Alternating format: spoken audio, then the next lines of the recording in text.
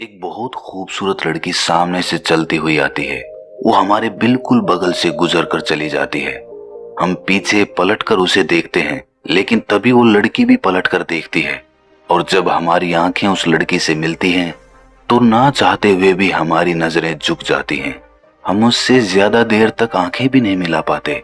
हालांकि हम दोनों के बीच कोई बातचीत नहीं हुई। मैंने उसे देखा, उसने मुझे देखा, लेकिन 3 सेकंड तक भी मैं उससे आई कांटेक्ट नहीं कर पाया। ऐसा अक्सर सभी की जिंदगी में होता है, और ये बात सिर्फ सुंदर स्त्री की नहीं है।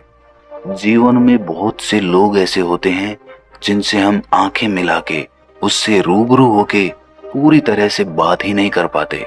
कहना कुछ होता है, कह कुछ जाते हैं। उस वक्त ऐसा लगता है कि हमारा अपने ऊपर कोई नियंत्रण ही नहीं है।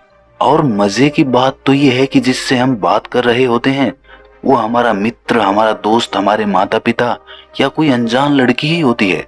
हमारे कोई दुश्मन नहीं होते, लेकिन फिर भी हम उनसे ज्यादा देर तक आंखें नहीं मिला पाते।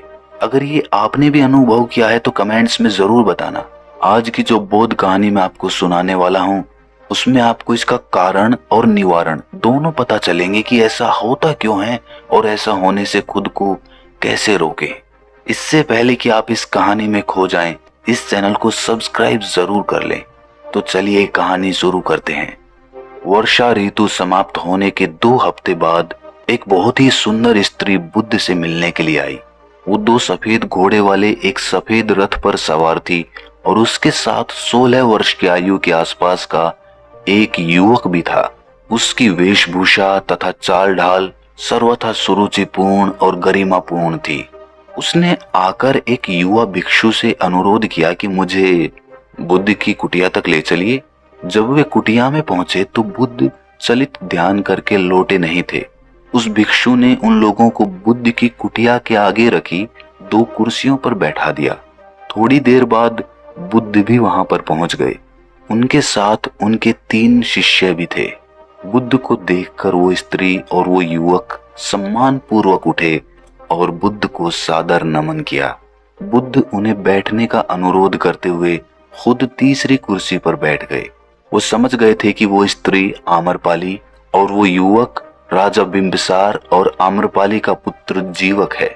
वहीं पर बुद्ध का एक शिष्य कालूदई भी खड़ा हुआ था। कालूदई ने अपने जीवन में इतनी सुंदर महिला कभी नहीं देखी थी। उसने अभी 1 महीने पहले ही भिक्षु की प्रवज्जा ली थी, और उसे समझ नहीं आ रहा था कि किसी भिक्षु को ऐसी परम सुंदरी की ओर देखना भी चाहिए या नहीं। आखिरकार उसने अपनी आंखें नीची कर ली। बाकी शिष्यों की भी यही स्थिति हुई। कालूदई कभी आम्रपाली को देखते तो कभी बुद्ध को देखते। वो देख रहे थे कि बुद्ध की दृष्टि कितनी सहज और सौम्य है। उनका मुखमंडल चंद्रमा की भांति शांत और सुंदर था। उनकी दृष्टि कृपापूर्ण और स्पष्ट थी। कालूदई को अनुभव हुआ कि बुद्ध की संतुष्टि, सहज और आनंद भावना उनके अपने हृदय में सीधी प्रवेश हो गई थी। दूसरी ओर आम्रपाली भी बुद्ध की आंखों में आंखें डालकर देख रही थी। जिस प्रकार बुद्ध उसे निर्विकार भाव से देख रहे थे, उस दृष्टि से उसे आज तक किसी ने नहीं देखा था। जहां तक उसे याद है, लोग उसे देखकर उलझन में पड़ जाते थे या फिर उनकी आंखों में इच्छा झांक रही होती थी। बुद्ध तो उसे इस प्रकार देख रहे थे जैसे किसी मेघ या सरिता या पुष्प को देखते थे। आम्रपाली को लग रहा था कि वो गहरे में झांक कर उसके हृदय के विचारों को भी समझ लेंगे। उसने हाथ जोड़कर अपना और अपने पुत्र का परिचय दिया। मैं आम्रपाली हूँ, और ये मेरा पुत्र जीवक है, जो चिकित्सक बनने के लिए पढ़ाई कर रहा है। हमने आपके विषय में बहुत सुना है और आपसे मिलना चाहते थे, जो आज संभव हुआ है। ये सुनकर बुद्ध ने आम्रपाली के बेटे जीवक से पूछा कि उसकी पढ़ाई और दैनिक जीवनचर्या कैसी चल रही है। जीवक ने नम्रता के साथ इन प्रश्नों के उत्तर दिए। बुद्ध समझ गए कि ये युवक दयालु प्रकृति का है और बहुत ही प्रतिभाशाली भी है। जीवक के हृदय में बुद्ध के प्रति सम्मान और प्रेम का भाव था। उसने कहा कि जब मैं अपनी चिकित्सा की पढ़ाई पूरी कर लूंगा तो मैं भी वेणुवन में बुद्ध के पास ही रहूंगा। बुद्ध से मिलने से पहले आम्रपाली ये मानकर चल रही थी कि वो बहुत से उन अन्य विख्यात गुरुओं के समान ही होंगे जिनसे वो मिल चुकी थी, लेकिन वो इससे पहले बुद्ध जैसे किसी गुरु से नहीं मिली थी। उनकी दृष्टि निश्चय ही कोमल और करुणापूर्ण थी। उसने सोचा कि ये ही मेरे उन दुखों को समझ सकेंगे जो उसके हृदय में पल रहे हैं। उनकी करुणापूर्ण दृष्टि से ही उसके बहुत से दुख दूर हो गए थे। जब उसने बोलना शुरू किया तो उसकी आंखें छलछला आई थीं। गुरुवर, मेरा जीवन दुखों का आकार है। यद्यपि मेरे पास धन संपदा की कोई कमी नहीं है और अभी तक किसी वस्तु की आकांक्षा अतृप्त नहीं रही है, फिर भी आज का दिन मेरे जीवन का सर्वाधिक उल्लास का दिन है। आम्रपाली एक प्रसिद्ध गायिका और नर्तकी थी, लेकिन किसी भी आदमी के कहने भर से अपनी कला का प्रदर्शन नहीं करती थी। यदि किसी के तौर तरीके या व्यवहार उसे अच्छा नहीं लगता था तो वो अपनी कला का प्रदर्शन करने से इनकार कर देती थी, चाहे फिर वो आदमी उसे कितना ही धन देने का प्रस्ताव क्यों ना रखे। जब वो 16 साल की थी तो किसी से प्रेम करने लगी थी, किंतु उस प्रेम प्रसंग ने उसका हृदय तोड़ दिया था। कुछ समय बाद उसकी भेंट युवा राजकुमार बिंबिसार से हुई और उन दोनों में प्रेम हो गया। उसी से बिंबिसार के पुत्र जीवक का जन्म हुआ, किंतु राजमहल में कोई भी उसे और उसके पुत्र को स्वीकार करने के लिए तैयार नहीं थे। महल के लोगों ने ये अफवाह उड़ा रखी थी कि वो लड़का अनाथ है जिसे राजकुमार सड़क के कूड़े के ढेर से उठाकर लाए थे। इन आरोपों से आम्रपाली के हृदय को बहुत आघात लगा। राजमहल में उसे द्वेष और घृणा से भरे अपमान के घूंट पीने पड़ते थे। शीघ्र ही उसने समझ लिया कि उसे स्वतंत्र रहना है और अपनी स्वतंत्रता की पूर्ण शक्ति से रक्षा करनी है। उसने राजा बिंबिसार से बिना शादी उस महल में रहना अस्वीकार कर दिया और प्रण किया कि वो अपनी व्यक्तिगत स्वतंत्रता किसी भी कीमत पर नहीं खोएगी। बुद्ध ने सहजता पूर्वक उससे कहा, किसी दूसरी वस्तु के समान सुंदरता भी आती है और चली जाती है। ख्याति और धन संपदा भी इसी प्रकार आनी जानी होती है। ध्यान साधना करने से जो शांति, हर्ष और स्वतंत्रता प्राप्त होती है, उसी से सच्चा आनंद प्राप्त होता है। आम्रपाली, इस जीवन के जो क्षण बचे हैं उनको जियो और उनका पूरा ख्याल रखो। अपने व्यक्तित्व को बुलावे में अथवा निरर्थक आमोद प्रमोद में नष्ट मत करो। ये बात सबसे महत्वपूर्ण है। बुद्ध ने आम्रपाली को बताया कि उसे अपना दैनिक जीवन नई विधि के अनुसार कैसे व्यवस्थित करना है। प्राणायाम करो, ध्यान में बैठो, सचेतनता की भावना से काम करो और पंचशीलों के पालन का अभ्यास करो। इन मूल्यवान शिक्षाओं को पाकर वो बहुत खुश थी। वहां से विदा होने से पहले उसने कहा, वैशाली नगर के बाहर मेरे अधिकार में एक आम्रवन है जो शीतल भी है और शांतिपूर्ण भी है। मैं आशा करती हूँ कि आप और आपके भिक्षु वहां कभी पधारने की कृपा करेंगे। यदि ऐसा हो सका तो ये मेरे और मेरे पुत्र के लिए बहुत ही सम्मान की बात होगी। बुद्ध देव, कृपा मेरे इस निमंत्रण पर विचार कीजिएगा।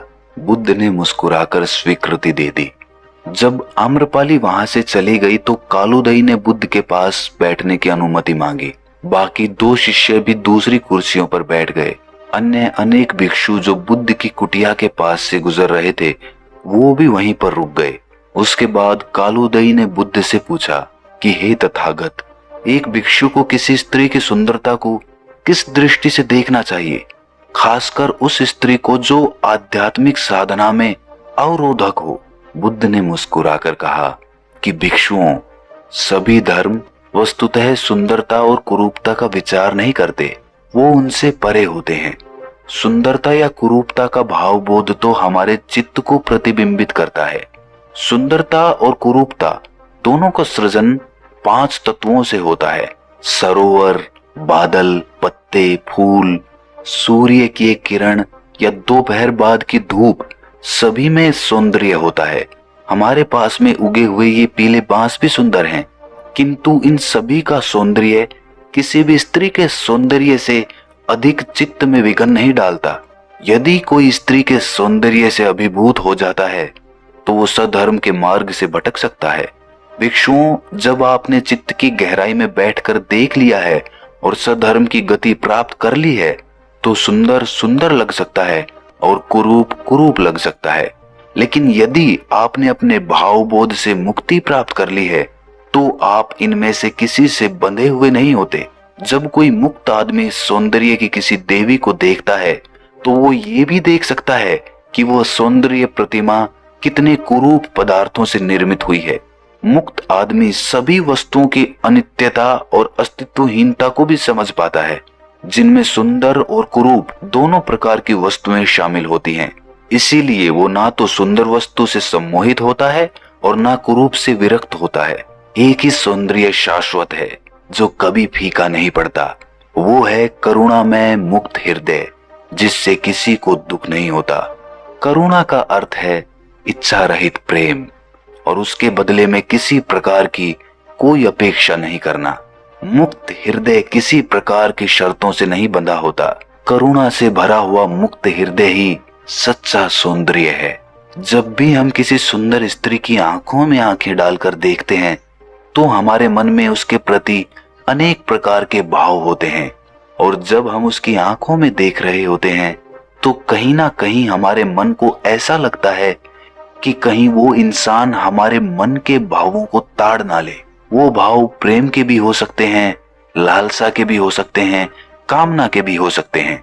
अगर आपके मन में उस सौंदर्य के प्रति सिर्फ करुणा का भाव जागृत होता है तो आपका मन किसी भी भाव को छुपाने का अभिनय नहीं करेगा, क्योंकि करुणा का अर्थ है इच्छा रहित प्रेम, और वो प्रेम आपकी आंखों से झलकता है। और वैसी स्थिति में आप बहुत देर तक किसी से भी आंखों से आंखें मिलाकर बात कर सकते हैं, लेकिन इसके लिए आपके मन को अनेक प्रकार के भावों से मुक्त होना पड़ेगा, और उसके लिए आपको अपने भाव समझने होंगे, आपको अपने भाव पकड़ने होंगे। आपको ये पता करना होगा कि जब आप किसी से बात करते हैं तो आपके मन में किस प्रकार के भाव उठते हैं, और ये देखने की दृष्टि देता है ध्यान, जो आपको अपनी अंतर यात्रा पर ले जाता है। इसीलिए जितना गहरा आप ध्यान में डूबेंगे उतने ही खुद के प्रति साक्षी हो जाएंगे, और फिर आप अपने विचारों और भावों को अच्छी तरह से देख पाएंगे। और जैसे जैसे आप अपने भावों को देखने लगेंगे वैसे वैसे वो भाव विलीन हो जाएंगे, और आखिर में आपके हृदय में बस करुणा बचेगी। तो दोस्तों, कैसी लगी आपको ये कहानी कमेंट सेक्शन में जरूर बताना, और अच्छी लगी तो इस चैनल को सब्सक्राइब करना मत भूलना। तो मिलते हैं अगली कहानी में, तब तक के लिए अपना ख्याल रखें।